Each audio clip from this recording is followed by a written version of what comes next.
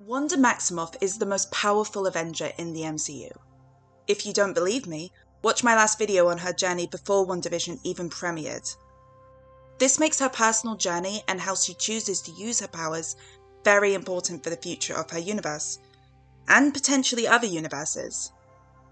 Wandavision hugely expanded on the character of Wanda Maximoff, known as the Scarlet Witch in the Marvel Comics, but not yet in the Marvel Cinematic Universe.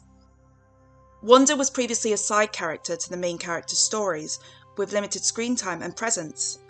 There were only glimpses and small storylines with her character in previous films. When I expressed excitement to my friends about Wandavision giving Wanda and Vision a platform to spotlight them and grow as characters, I was met with confusion on why I cared so much about such small, bland characters.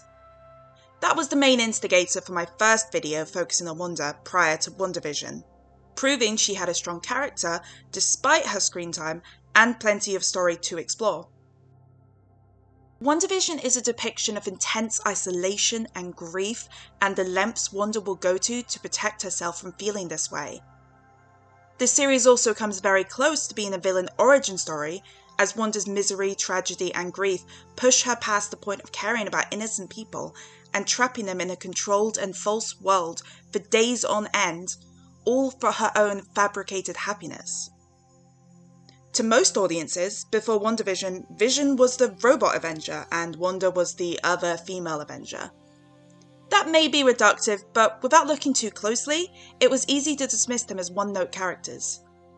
Then, when WandaVision aired, a funny and happy Vision was introduced trying to fit into the American suburbia, and a new Wanda, also very happy and upbeat, in a sitcom reality that then seemed to have pretty dark undertones. Stop it! Stop it! Stop it! Stop it! Stop it! Stop it! Vision, help him. In creating the first official MCU television series, WandaVision was given the unique opportunity to try something very new and fresh to begin a new stage of the MCU.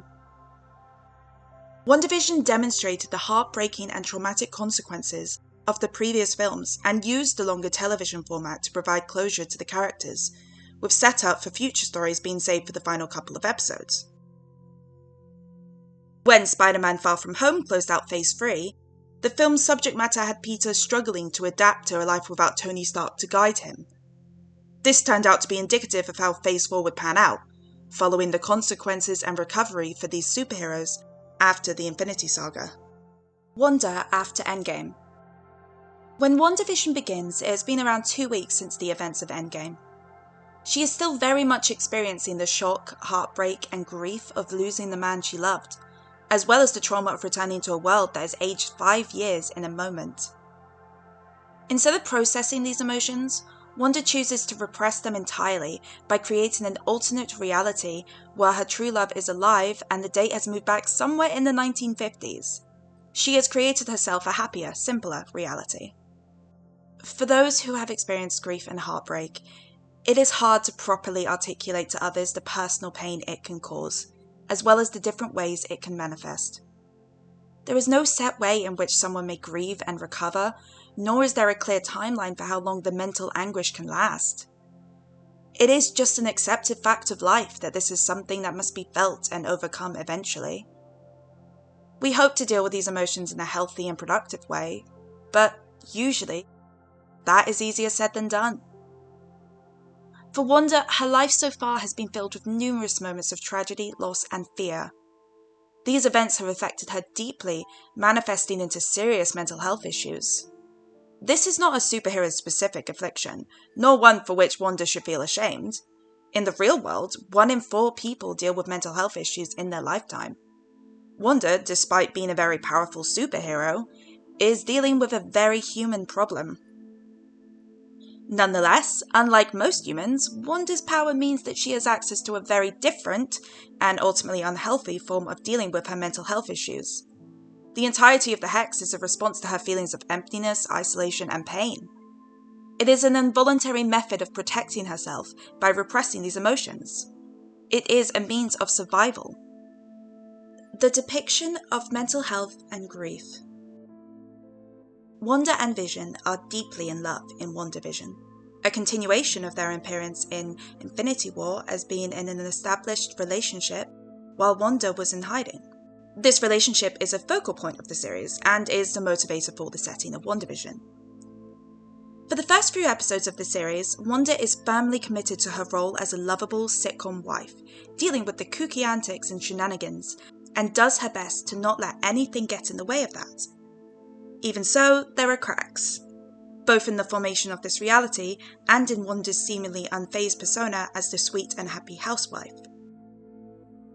The series seems to structure Wanda's mental health journey through the 5 stages of grief. This stages of grief theory suggests people go through 5 distinct stages after the loss of a loved one: denial, anger, bargaining, depression, and finally, acceptance. The first 2 episodes are the most normal in terms of the sitcoms playing out quite conventionally for their eras, and Wanda being in control and satisfied by her new world. Wanda is in the denial stage for these episodes. She has completely repressed her negative emotions and has fully accepted her false reality as the only reality. This is so she does not have to face the pain of her emotions and Vision's death. Denial is, of course, a big theme in this series, as the entire reality she has created is to deny Vision's death and her grief. The 3rd episode, which is set in the 70s, has Wanda move into the anger stage. When Monica mentions Ultron, it reminds Wanda that this world is not real and her brother Pietro is dead. Wanda responds violently, forcibly removing Monica from the hex, and does not show remorse at doing this when Vision questions Monica's disappearance. This is the first time she has acknowledged reality openly since creating the hex, and directs the negative emotions at Monica for disturbing her peace of mind. The bargaining stage is a reaction to a feeling of helplessness or lack of control, where people tend to seek help from a higher power or protest with others to make sense of their emotions and situation. This stage is seen through episodes 5 and 6, wherein Wanda is more blasé about hiding her powers and just trying to hold things together as her reality begins to fall apart. She threatens Sword to leave her alone, knowing their interference could easily mark the end of a happy reality, even arguing with Vision about why this is all happening. Also, she doesn't immediately dismiss the new Pietro, trying to make sense of the situation, even though the Hex's events are under her control, and this appearance should be seen as a deception from someone interfering. In episode 7, after increasing the Hex's space and almost losing Vision again, Wanda enters the depression stage. She feels defeated and exhausted and hides away from the world to deal with her loss of control. I'm starting to believe that everything is meaningless. It is only when she sees the memory of her and Vision in the Avengers compound is she able to move into the final stage, acceptance. At the end of episode 8, the facade of the sitcom world is over. Hayward confirms in this episode that Wanda has now cancelled Wandavision. Faced with her repressed memories and motivations, Wanda has accepted this reality cannot continue and that she has lost control over it. With this stage of acceptance, there is meant to be a conclusion to the grief. It does not mean that the grief is entirely over or forgotten, but at least the worst has passed and some return to normality can occur. However, as episode 9 plays out, Wanda still struggles with this stage, arguing with the traumatized residents of Westview trying to move back into the denial stage. If I could just hold her, please. What are you doing to her? You're making her say this. Not wanting to admit the full extent to which her grief has hurt the people around her. When confronted with the townspeople's fear and anger, Wanda begins to have a panic attack. She becomes overwhelmed as she tries to reason with the people around her. I'm exhausted. Oh, you're fine. You're fine. You're all going to be fine. Whilst knowing that she is completely responsible for their trauma.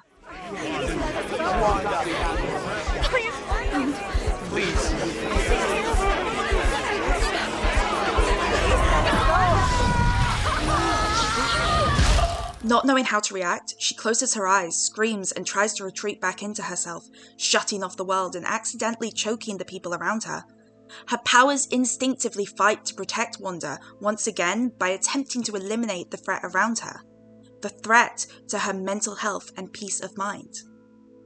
Panic attacks are sudden, overwhelming, and unexpected. Wanda having a panic attack in the finale is a recognizable indicator of mental health struggles, as the human body goes into an extreme fear response and reacts very physically to try and cope with strong emotions. Panic attacks can be common for people coping with poor mental health, so having an obvious indicator such as this in the MCU is a direct confirmation of Wanda's mental health struggles and feeling out of control. This is also the third time we have seen Wanda's power explode out of her in an offensive and involuntary manner in order to cope with sudden, overwhelming emotions. These occurrences seem to be becoming more frequent as she struggles more with her mental health.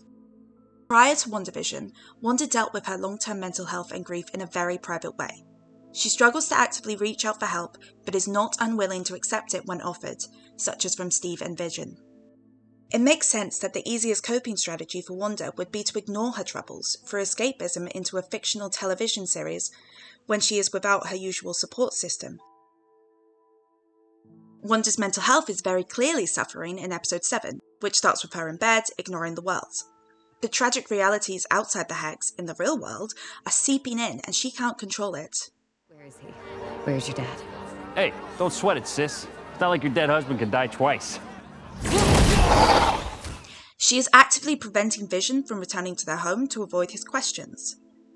Wanda takes this opportunity to retreat back to her familiar happy place of escapism by watching television, even as her reality warps and twists around her, which could be taken as hints from the universe, or her subconscious, that this is not how Wanda should be dealing with the situation and her emotions. This depiction accurately demonstrates that depression doesn't have to be tearful and exhausted, but can present itself in many different ways, such as for avoiding the issue itself by any means necessary, thus preventing further emotional fallout as a way of self-preservation. Fine. I'm fine.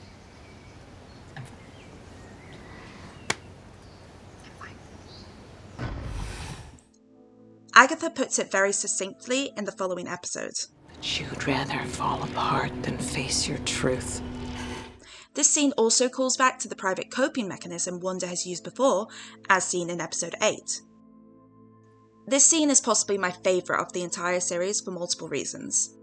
It further expands on Wanda's and Vision's relationship outside the film, it deals with the immediate grief Wanda experienced after Age of Ultron, and depicts Wanda's depression in a very genuine and relatable way. Wanda is watching an episode of Malcolm in the Middle. Despite this, her face is bored and blank. Yet the audience knows it is bringing her comfort, even if she doesn't have the energy or will to show it.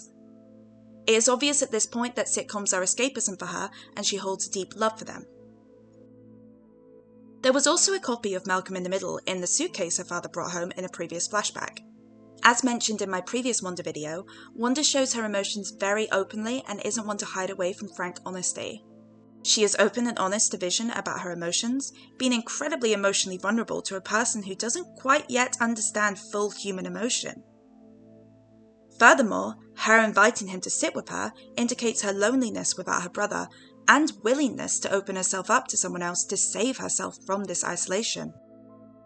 After their conversation, Wanda actually allows herself to laugh at the show with Vision. In just a few minutes, this scene suggests that opening up to people and being emotionally vulnerable can be incredibly helpful and rewarding in building bonds and overcoming emotional hardships, especially for Wanda. This also demonstrates how debilitating loneliness and isolation can be to a person's well-being. In the scene in which Wanda sees Vision's body, she says, "He's all I have." When she comes to Westview, all of her friendships are performances and she doesn't have one true friend to confide in. In fact, Agnes quickly inserts herself into that role purely for manipulation, and Wanda immediately falls for her tricks, desperate to have another connection. It is important for me to point out that Wanda did attempt to deal with her grief over Vision's death healthily and in a normal way, in a way to bring her closure. She goes to the sword facility with one intention. I just want to bury him. That's all I want.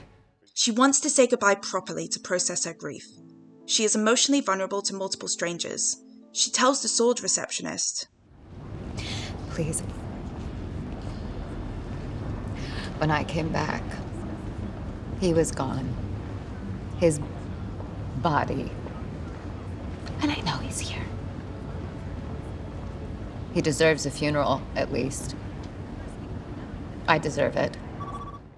Wanda has repressed this memory during Wandavision because it's so painful and because these people really let her down on an empathetic level. Perhaps setting up her selfish mindset to ignore others' troubles and prioritize her own when making the hex. In the facility, Hayward takes away Wanda's opportunity to grieve properly to advance his own violent motives, and even tries to manipulate her into the idea of resurrecting Vision. Not everyone has the kind of power that could bring their soulmate back online. Forgive me. Back to life. No, I can't do that. It's not why I'm here.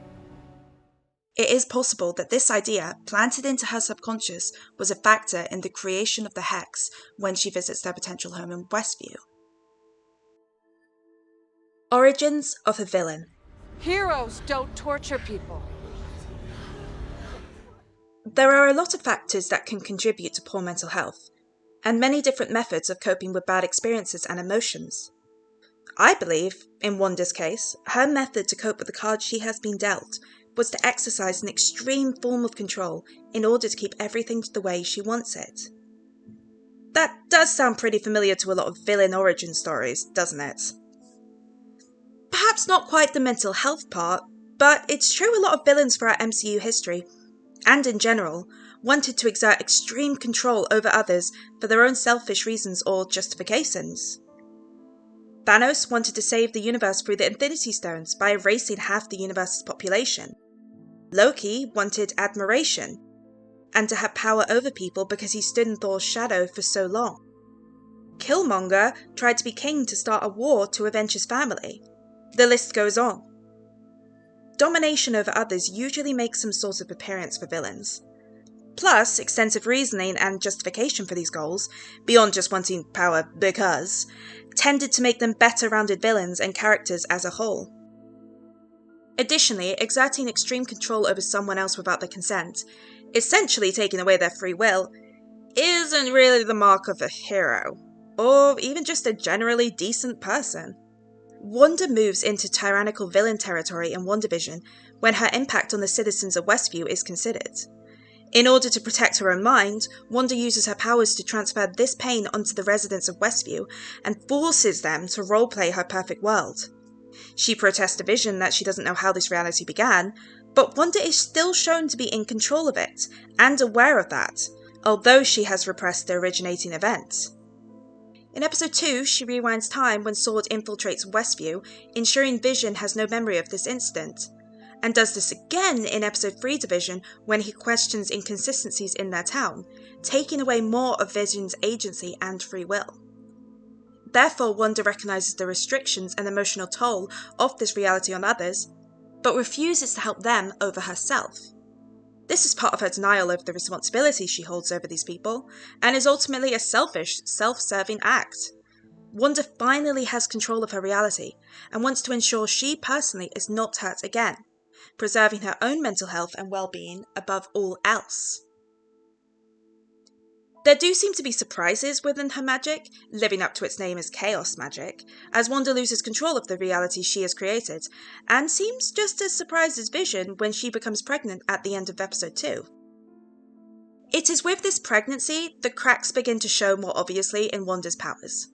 While it does add to the sitcom hijinks of each episode, Wanda suddenly displays a lack of control over her power and the hex, such as the stalk that wanders through her home and the rain indoors.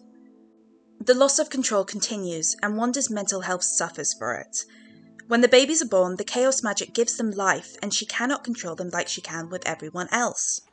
Why won't you do what I want? What was that deal? The twins take on abilities and personalities of their own, accidentally making them even more real and therefore more heartbreaking when Wanda has to erase them. This lack of control just leads Wanda to work harder to retrieve control over everything. In episode 6, Wanda cannot feasibly roleplay every resident of Westview anymore, but still releases the children from their rooms to trick or treat in order to calm Vision's concerns and keep up the charade of the hex. Pietro seems to correctly guess Wanda did this to shield them from the trauma of the play acting the adults are forced into, further enforcing the idea that Wanda understands that protecting herself like this is hurting the people of Westview. You don't think it's wrong? For Wanda, it's worth traumatizing the children for Halloween because it potentially fools Vision into thinking things are normal. And she's trying to give some of them a good time. Some of them. Excuse me? Ma'am? In this Halloween episode, a particularly distressing scene is shown, in which a woman is stuck in a rubber band motion. She has been this way for an undetermined amount of time, and a tear falls down her face, proving there is an awareness behind this frozen demeanour. Wanda's powers cannot control everyone this far out, so she has left them trapped in this repetitive motion, to be seen from afar. It is chilling to see, and to think about the sentience and awareness the frozen people around Westview have, as their free will is stripped away to participate in an Avengers fantasy. Until this episode, the effect of Wanda's powers on the townspeople wasn't very obvious. There are snippets to remind the audience of their peril, such as Mrs. Hart, Dulcie and Norm. The scene in which Vision releases Norm's subconscious in episode 5, his panic, his confusion and his desire to see his family, is actually quite upsetting to witness, as it shows us that Norm and the other Westview residents are constantly feeling this deep down, but are not allowed to express these negative emotions. Monica confirms that all the townspeople feel Wanda's grief to protect her from it, meaning they are in a perpetual state of misery, a state that is locked beneath the cheerful false exterior forced upon them. When Vision almost dies, Wanda extends the hex even further, trapping more people inside and forcing them into embarrassing roles to punish them for fighting her. It is not just normal people Wanda tries to control. As previously mentioned, she does this to Vision too, albeit to a lesser extent, as she doesn't directly control his mind and body. Thank you for humoring me and wearing this ridiculous getup, honey. Well, there were no other clothes in my closet, so... She created Vision as similar as possible to her memories of him, so he keeps his heroic and righteous traits. This presents problems for Wanda, especially as Vision becomes more aware of her control over this reality. You can't control me the way you do them. Can't I? In the 5th episode, Wanda tries to roll the credits on Vision in the most obviously meta display of the sitcom trope, in order to end the argument and reset the day. He literally calls her out on this. When they switch rooms, the aspect ratio changes to a modern 16:9 to indicate the sitcom filter is gone and Wanda is now trying to reach him on a more honest level. Or manipulate him by making it appear this way, as they are not truly back in the real world outside the hex. Wanda is aware of the damage she is doing to real people, but like many villains, puts her own agenda ahead of theirs. Of course, as the audience has met Wanda before and seen her struggles with her mental health, it is easier to sympathise with her or find excuses for her, but that doesn't erase the fact that this is very villain-like behaviour. It's your destiny to destroy the world. I'm not what you say I am. Oh, really? Agatha reveals to Wanda that she is the prophesied Scarlet Witch and is using chaos magic to warp reality. Agatha forewarns that the Scarlet Witch will destroy the world, but seems more keen to take her power rather than stop her. As Agatha is meant to be the main antagonist of the series, it's difficult to pinpoint how honest she is being with Wanda. However, if Agatha is being honest, this could make Wanda's villainous turn all the more likely in the future and in line with the prophecy. In fact, when Wanda allows herself to become the Scarlet Witch, Agatha points out Wanda's punishment to her is cruel, and Wanda is lying when she apologises to Agatha for it, which actually makes Wanda smile a bit. Wanda strips away Agatha's free will, something as possible only Wanda can undo and control, and then leaves her in Westview. It's also likely that, similar to the Westview residents, Agatha will have the underlying awareness of her predicament beneath this personality, but will be unable to do anything about it. She is to remain in Westview to be called upon, if or when Wanda wants something from her, reduced to a role of puppet-like servitude. Did I leave the oven on, or is that just you, hot stuff? You live here now. When Agatha uncovers Wanda's memories, she is faced with the brutal reality of what she has done. In episode 9, there is a big struggle within Wanda to try to turn away from this villainous behaviour and return to helping people. There's a scene in which she stops some military soldiers from being slammed into the ground by Agatha, when just 2 episodes prior, Wanda did the same thing to Monica, who only survived unscathed due to her new and unexpected powers, demonstrating that Wanda is trying to alter her behaviour away from hurting people. At the end of the series, Wanda leaves Westview, but the people of the town fear and despise her now. She is a villain in their eyes. Monica tries to comfort Wanda, who chooses to move into isolation. However, Wanda is not fully presented to be on the right track back to her heroic lifestyle, as she is studying the Darkhold, which is a book of dark magic, and has fully accepted her destiny as the Scarlet Witch. If the world already thinks of her as a villain, why not take the next step? As Wanda has experienced, no good deed goes unpunished. In fact, for Wanda, accepting her space as the villain might be easier than trying to atone for her mistakes. Don't let him make you the villain. Maybe I already am. If she's the villain, she doesn't have to stop being selfish, and she can manufacture her own happiness once again. If audiences didn't already recognize Wanda as an Avenger, it wouldn't be strange for her character in the series to be a straightforward villain the heroes defeat and lock up, especially due to her incredible and unstable power. Wanda does get a free pass to leave at the end of the series because both the audience and the in-universe characters understand her and hope to see her continue to be the hero they previously knew her as. It's an interesting parallel to her start in the MCU as a villain, working with Hydra and then Ultron, before ultimately joining the Avengers due to her compassion and empathy for people. Power and emotion. From what we've seen in the MCU so far, Wanda is incredibly powerful, and has the capability to perform many different kinds of feats with her magic.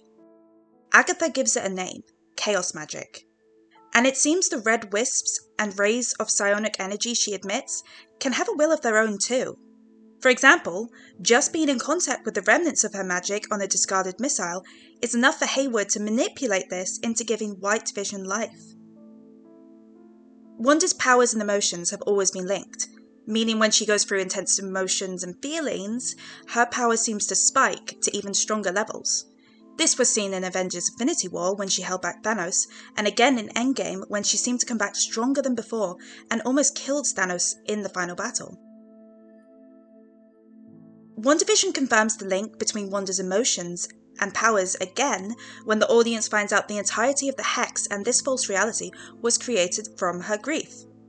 Mourning at the property Vision bought for their life together, her grief comes to an overwhelming point, and her power explodes out of her involuntarily. Her magic seemed to take things into its own hands because Wanda had not yet learned how to fully control it or understand it. In order to protect Wanda's psyche, her chaos magic built an entirely new reality she could feel safe in. Through the residents of Westview, the real extent of Wanda's pain is revealed, as it is placed within them. It is spread out and forced into their minds since Wanda's power is tied with her emotions, and her magic links these elements to her subjects, forcing them to share her pain to ease her suffering. Although Wandavision is focused heavily on Wanda's grief, her capacity for love is not ignored. The audience sees this through Vision and her children. The Hex was created to give Wanda a space to have Vision back. The narrative's focus was on the happy couple navigating the simple suburban life. Her love for Vision created him. You are my sadness. And my hope.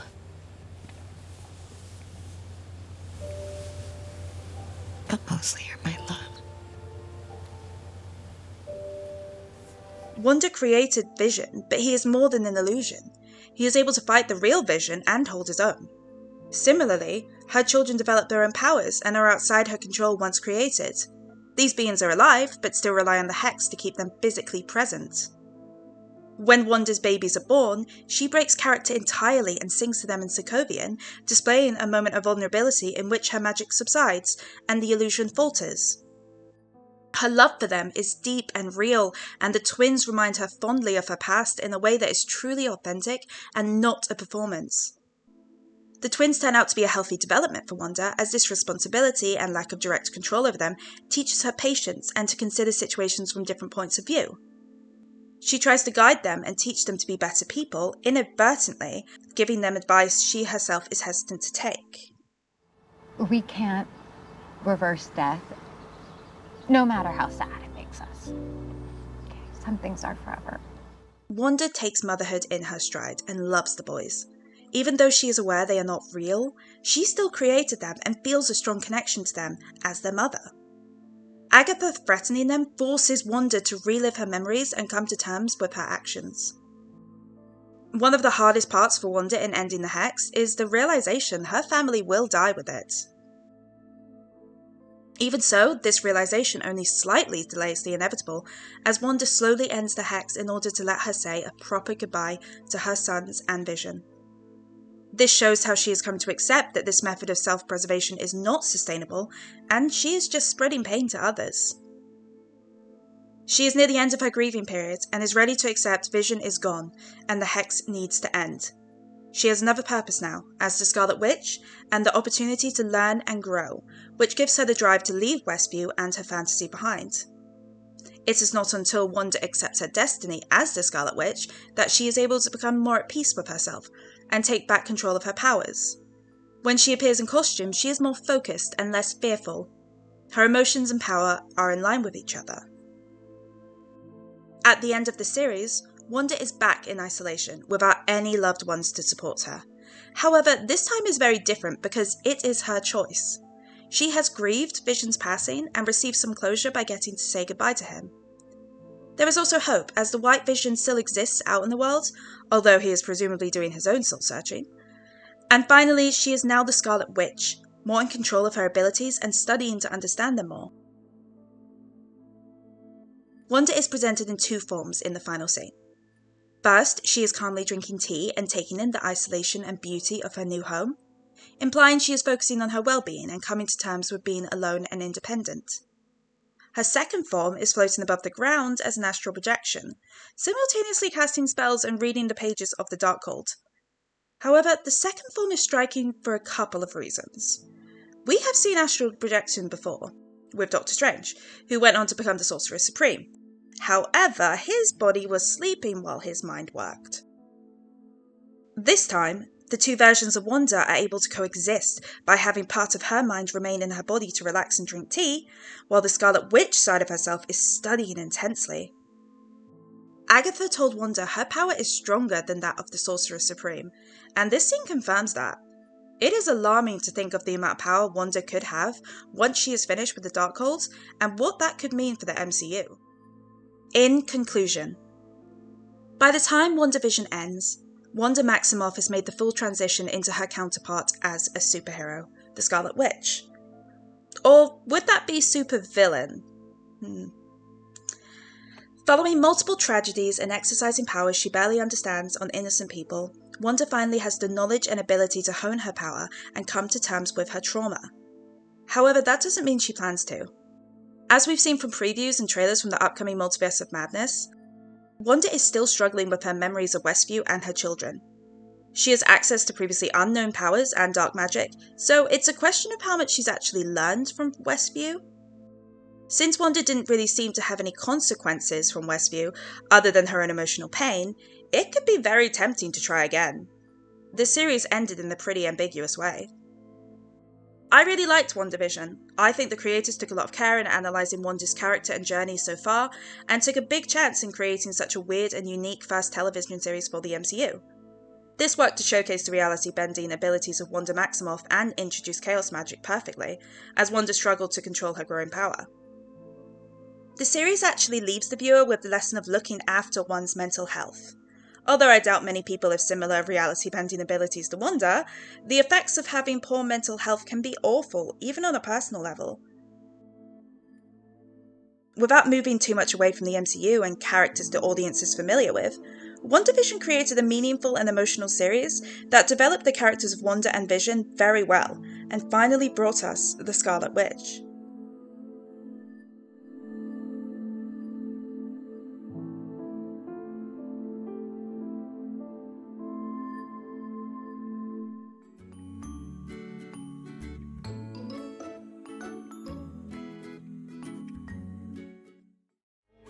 talk about Ralph Bone. Oh no, no. We don't talk about Bohner. For the BMO family, like Dad Magneto. Maybe the House of M and then Mephisto. We'd hoped that other X-Men would appear, but they didn't show.